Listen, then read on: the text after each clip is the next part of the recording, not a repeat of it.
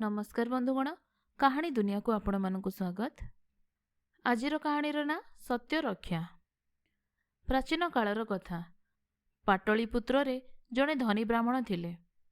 प्रसाद नामरे तांकर एक पुओ थिला। प्रसाद जेपरी गुणवान सेहीपरि सत् आउ साहसी। दिने ता बापा ताको पाखकु डाकी कहिले, एथर तो विवाह देई मु दायित्व मुक्त हबाकु चाहे। बापा जेते गुड़िए कन्या कथा कहिले प्रसाद से समस्त को जानिथिला। सेमाने अवश्य धनी घरर कन्या, किंतु सेमानंको भितरु काहाकु हेले बाहा हेबाकु तार मन बळिला नाही। बापा, मु किछि दिन विदेश भ्रमण रे जिबाकु चाहे। एहा कही बापांको अनुमति नेई प्रसाद बाहरी गला। नर्मदा कूलवर्ती गोटे सहर रे जणे वृद्ध ब्राह्मण सह तार परिचय हेला। वृद्धटी ताकु बहुत समय पर्यंत लक्ष्य करी ताकु घरकु डाकी नेई खियापिया कराइला। जेतेबेले प्रसाद ता प्रति कृतज्ञ अनुभव कलानी बोली से बुझिला, सेतेबेले से ताकु कहिला, पुओ, तू मोर गोटे अनुरोध रक्षा करिवु? मु तोते उपयुक्त पुरस्कार देबी। प्रसाद पचारिला, कौन करिबाकु हेबो? केवल दिनक पई मु तोते जहा करिबाकु कहिबी तू ताहा ही करिवु, किंतु प्रथमे तू मो कथा रखिबु बोली सत्य कर, तापरे जाई समस्त विषय कहिबी। बुढ़ा जिगर गला। प्रसाद कहिला, अच्छा सत्य कली, तेबे तू काली सकाळे मो सह नई सेपारी को जीवु। सेठारे जणे धनी ब्राह्मण अछंती। तांकर एकमात्र संतान हैला गोटे रूपवती कन्या। ता सह मो पुओ को विवाह देबाकू से मोटामोटी राजी होइछंती, किंतु मो पुओ को देखिले जाई से निजर शेष सिद्धांत देबे बोली कहिछंती।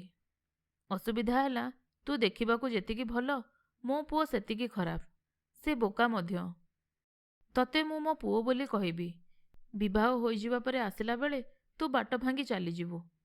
खाली गोटे कथा जगिबु, कन्या जेमिति भल भाबरे तो मुह न देखिबो। ताहेले तो बदलरे मो पुओ बाटरे ता सांगारे चलिले से बुझी पारिबो नाही, बुढ़ा कहिला। ए प्रस्तावरे प्रसादर मन विषादरे भरीगला, किंतु से सत्य करिथिबा हेतु बुढ़ा सह गला। प्रसाद को देखी ता सह कथाबार्ता करी कन्या पिता अत्यंत विगलित हेले। झरका देई गोपनरे कन्या भी ताकू देखिनेला और बहुत खुशी हेला। विवाह पूर्वरु प्रसाद नई को गाधेबा पई गला। हठात गोटे राक्षस ताकू धरी पकाइला और ग्रास करने को उद्यत हेला। प्रसाद कहिला, थय धर, मु जणे ब्राह्मण को गोटाए विषय रे कथा देइछि। मो सत्यरेखा करि सारी मझिराती को आसीबी, तुमे खाइब। प्रसादर कथारे राक्षसर विश्वास जन्मिला। से ताकू छाड़ी देई सेठारे अपेक्षा कला। विवाह संपन्न हैला। बर और बधू सेमानक कोठरी को गले। कन्या ओढ़णा टाणी रही थाए, किंतु प्रसाद ता सह कथाबार्ता करिबा निमंते कौनसी आग्रह न देखाबारु से आश्चर्य हैला। प्रसाद निदरे सोइबार छलना कला, कन्या भी ताहा ही कला। मझिराती प्रसाद उठी धीरे धीरे कोठरी बाहर को गला। बरर गतिविधि रहस्यमय मने हेबारु कन्या ताकू अनुसरण कला। प्रसाद जाई राक्षस आगरे पहुंचिला। राक्षस कहिला, तुम भली महत् युवक मु देखि नाही, तुमको खाइले मु पवित्र हेबी। हठात कन्या आगु दौड़ी जाई राक्षस को कहिला, ना, तुमे ताको खाई परिबो नाही। आज संध्यारे तांको सह मोर विवाह होईची। राक्षस कहिला, अरे झियो, से सबु कथा भाबिले मोर चलिबो? मधे मधे मनिषटाए न खाइले मोर न चले। कन्या टाण भावरे कहिला, तेबे मते खाओ, मु अनाथ होई बंचिबाकू चाहे ना। मु स्त्री लोकों को खाए नाही, तो बंचिबारे असुविधा कौन? भिक मागिबू? राक्षस परामर्श देला। कन्या कहिला, मते भिक मागिबा आसीबो नाही। राक्षस मुहूर्तक पई नीरव रहिला आउ कहिला, गोटिए सत कथा कहि देउची, मु साधारण राक्षस नुहे, मोर किछि तपशक्ति अछि। मु तते एही बर दउची, तू जाहाकू जहा मागिबू से जदि ताहा न देब तेबे तत्क्षणात तार शिर विदीर्ण होइजिब।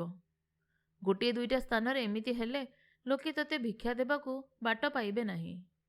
कन्या कहिला, धन्यवाद, वर्तमान मु तुमको एई भिक्षा मागुछि, मो स्वामी को मते फेरई दियो।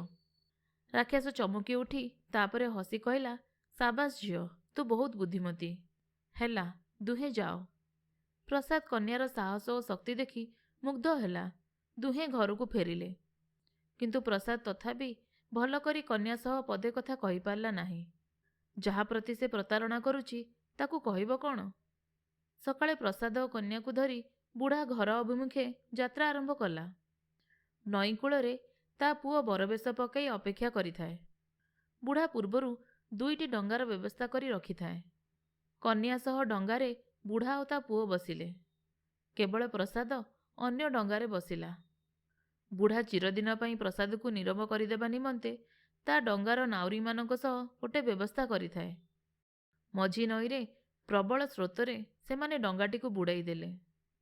ସେ ସ୍ରୋତ କାଟି ପହଁରି କୂଳକୁ ଯାଇ ନାଉରିଆମାନଙ୍କ ପାଖରେ ସମ୍ଭବ ଥିଲା, କିନ୍ତୁ ଅନ୍ୟ କାହା ପକ୍ଷରେ ସମ୍ଭବ ନୁହେଁ। ସେମାନେ ଭାବିଥିଲେ ପ୍ରସାଦ ବୁଡ଼ି ମରିବ। ସେ ଡଙ୍ଗା ବୁଡ଼ିବା କଥା କନ୍ୟା ଜାଣିଲା ନାହିଁ। ଆର ପାରିକୁ ଯାଇ ସେ ପ୍ରସାଦକୁ ନ ଦେଖି ବୁଢ଼ାକୁ ପଚାରିଲା, ମୋ ସ୍ୱାମୀ ଗଲେ କୁଆଡ଼େ? ବୁଢ଼ା ତା ପୁଅକୁ ଦେଖାଇଲା ଆଉ କହିଲା, ହେଇ ପରା ତୋ ସ୍ୱାମୀ। କନ୍ୟା ମୁହୂର୍ତ୍ତକ ଭିତରେ ସବୁ ବୁଝିଗଲା। ସେ ଚିତ୍କାର କରି କହିଲା, ତୁମର ଏତେ ସାହସ? ତୁମେ ଭାବିଛ ପୃଥିବୀରେ ଧର୍ମ ନାହିଁ, ନ୍ୟାୟ ନାହିଁ? ମୁଁ ଏଇ ବାଟେ ବାଟେ ରାଜଦରବାରକୁ ଚାଲିଲି। ବୁଢ଼ା ଆଉ ତା ପୁଅ ଶଙ୍କିଗଲେ। ବେଶୀ ଗୋଳମାଳ ହେବା ପୂର୍ବରୁ ବୁଢ଼ା କହିଲା, ଝିଅ, ମୋର ସନ୍ଦେହ ହେଉଛି ତୋର ମୁଣ୍ଡ ଠିକ୍ ନାହିଁ। ତୁ ବରଂ ତୋ ବାପ ଘରକୁ ଫେରିଯା। ତାହା ହିଁ ହେଉ, କିନ୍ତୁ ତୁମ ଲୋକଙ୍କ ନୌକାରେ ନୁହେଁ। ଏହା କହି କନ୍ୟା ପାଖ ଘରକୁ ଦୌଡ଼ିଗଲା। ସେ ଗାଁର ଲୋକଙ୍କ ସାହାଯ୍ୟରେ ସଙ୍ଗେ ସଙ୍ଗେ ନୌକା ଯୋଗାଡ଼ କରି ବାପ ଘରକୁ ଫେରିଗଲା। ପ୍ରସାଦ ପ୍ରବଳ ସ୍ରୋତରେ ଭାସିଯାଇ କୂଳରେ ଲାଗିଲା। ଆଉ ଭାବିଲା, ମୁଁ ମରିଗଲେ ଭଲ ହୋଇଥାନ୍ତା। କିନ୍ତୁ ବିଧାତା ଯେତେବେଳେ ମୋତେ ବଞ୍ଚାଇ ଦେଲା, ସେତେବେଳେ ମୋର କିଛି କର୍ତ୍ତବ୍ୟ ଅଛି। କନ୍ୟା ତଥା କନ୍ୟା ପିତାଙ୍କ ପ୍ରତି ମୁଁ ଘୋର ଅପରାଧ କରିଛି। ବୁଢ଼ା ମୋ ସହ ବିଶ୍ୱାସଘାତକତା କରି ମୋତେ ମାରିଦେବାକୁ ବସିଥିଲା। ତେଣୁ ତା ପ୍ରତି ମୋର କୌଣସି କର୍ତ୍ତବ୍ୟ ନାହିଁ। ବର୍ତ୍ତମାନ କନ୍ୟା ଘରକୁ ଯାଇ ନିଜ ଦୋଷ ସ୍ୱୀକାର କରିବା ମୋର ପ୍ରଥମ କର୍ତ୍ତବ୍ୟ। ଏହା ଭାବି ପ୍ରସାଦ କନ୍ୟା ଘରେ ଯାଇ ପହଞ୍ଚିଲା। କନ୍ୟା ତାର ଟିକେ ଆଗରୁ ଯାଇ ପହଞ୍ଚିଥାଏ। ଉଭୟଙ୍କୁ ପାଇ କନ୍ୟା ପିତାଙ୍କ ପରିବାରର ଆନନ୍ଦର ସୀମା ରହିଲା ନାହିଁ। ପ୍ରସାଦ ସେଠାରେ କିଛି ଦିନ ରହି କନ୍ୟାକୁ ଧରି ନିଜ ଘରକୁ ଫେରିଗଲା। ଆପଣମାନେ ଶୁଣୁଥିଲେ ଜହ୍ନମାମୁଁର ଏକ ଗପ ସତ୍ୟ ରକ୍ଷା।